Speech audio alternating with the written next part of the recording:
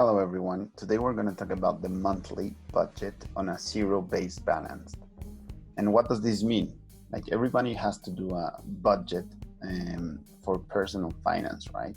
We have to put our personal finance in shape so we can save money and build our wealth and our equity or whatever we want to achieve. So first of all, I want to give, we're doing it, the zero-based balance based on some categories that everyone has, like savings, housing, utilities, food, transportation, medical health, personal and recreational, and the debts that we have to pay. So now here you can see some percentages, and this is the recommended percentages of the, for example, if I have an income of certain amount of money, what proportion of that, all of the total income, I will allocate to the different categories. So not everyone has the same lifestyle, and not everyone is interested or have the same expenses that other people, right? So you can play with those percentages and increase them, decrease them, or exchange, let's say, some percentages throughout with each other. But at the end, you have to allocate what is the 100%, right? You cannot allocate 115 because you don't have that 5% extra. So in this one, you will see that this is what I recommend, and I think this could fit to everybody because not everybody is the same. So I try to allocate all the expenses more or less with what I think could fit everyone, right? So first of all, I will go to Microsoft Excel. Okay, so now we're in the Excel spreadsheet, and first of all, I want to tell you that, again, this is the recommended percentages that I allocated into this budget, and you will have here some this is the first month, the second month, third month, and so on. So let's start by the first one. Here we have the percentages allocated, right? You can see here that we have our 100% is our total income based on a passive and a main income. And the rest is allocated accordingly to these recommended percentages, 15, 35, 5, 10. And you can see it's 15, 35, 5, 10, right? So in the different categories, we have savings, we have housing, we have utilities, food, transportation, medical, personal investment, recreational, and the debt, right? And we have the zero-based balance. This has to be zero every time we do our budgeting, right? So let's say that we have an income of $2,350. And now we have to, after the allocation, we have to subtract the total of that allocation, which is 352. The 15% of 2,350, it's 352.50. And we have to match when we allocate the total. And then we have to subtract this number minus 250, it will give you 199700. So in this case, we have to see that these are formulas, right? And you can see them every time if you want to change them or correct them, or in case you do something. All the blue ones contain a formula, and all the black ones, it's what you have to fill, right?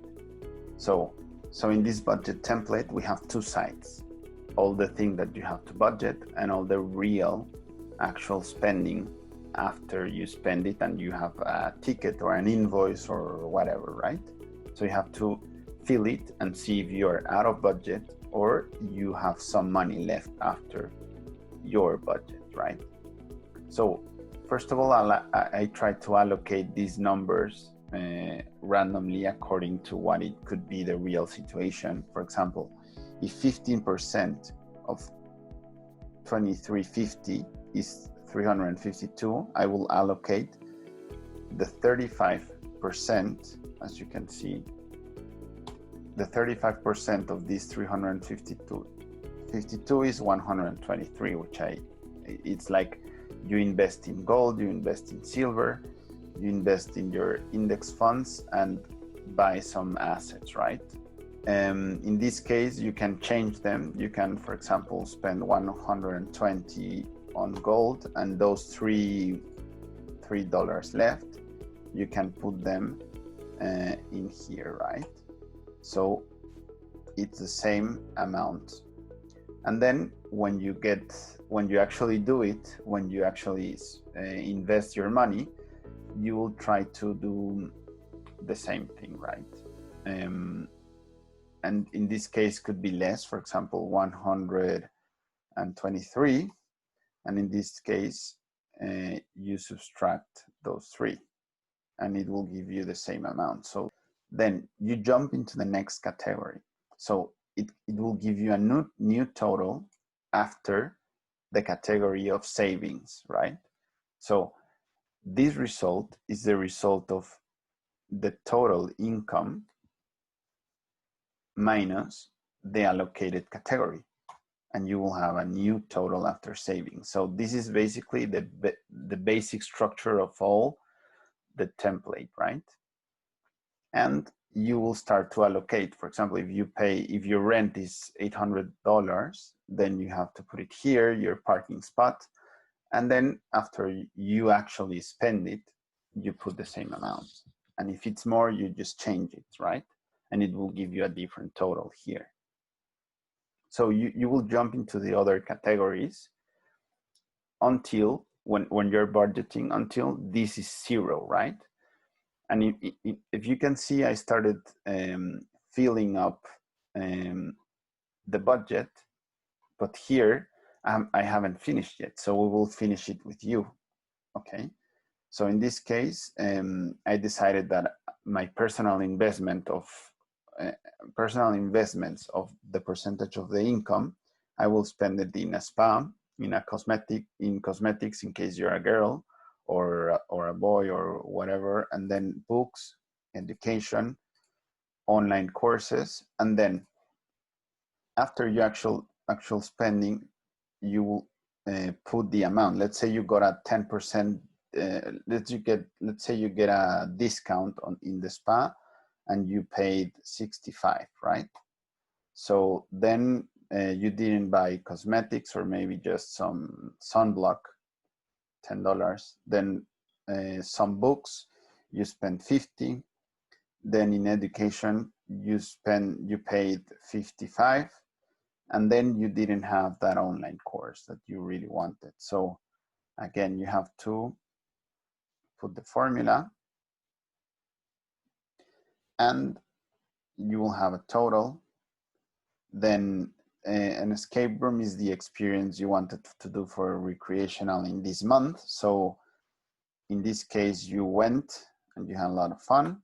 You have your skydiving lesson and that didn't change. So it is the same. Then your credit card, you start paying your past debts that you should do so, and you should use credit cards, and you should avoid debt, of course. Then you have this long-term loan, and at the end you have this. So you have $38 left. So you save $38. So you can use these dollars to actually pay your credit card. Let's say this, you use those 38. Oh, and then you have your zero-based balance. And this is a great way to do a budget, because actually you have control of the money, right? So normally people don't know where they are spending their own money, and that's where you lose track of your expenses, right? And if you're tracking them, you basically feel and all the time are aware of what you're doing, right? And when people control it, they can save more money. And if when you get your income and actually you have the control of every penny that goes into some category, you actually are controlling your money. And when you're controlling your money, you are saving money because you are aware of that. And actually I recommend that everything that is on your card, for example, electricity, phone, the medical insurance, or everything that is out of like something that you spend every month and it gets charged automatically like a subscription. Well, all of the rest, make sure to go to the bank and get it in cash, because when you get it in cash, you actually have this psychological barrier that when your wallet gets empty, you basically are not tempted to use your other credit cards, right? So it's a more healthy relationship with money when you have the physical money, because when the virtual money, which is all our bank accounts or whatever, we actually lose track of it because it's just so easy to do it, and you basically don't leave the spending, right? Because if you pass your credit card, you just hear the beep in the machine, and then you don't know what happened to your balance, right? So if you use cash, you will be more in control of the situation. So I will leave the link in the description below, so I can send it to you by email. Just leave your name and your email, and I will just send it to you, right? And this will help you a lot this template will help you a lot to keep track of your expenses, and you will be very happy to use it, right? So, okay, if you like it, just subscribe, hit that thumbs up. It really helps a lot the algorithm of YouTube it will really help me to make more videos like this if it's useful to you and give you some material maybe. Okay, so thank you very much and see you next time.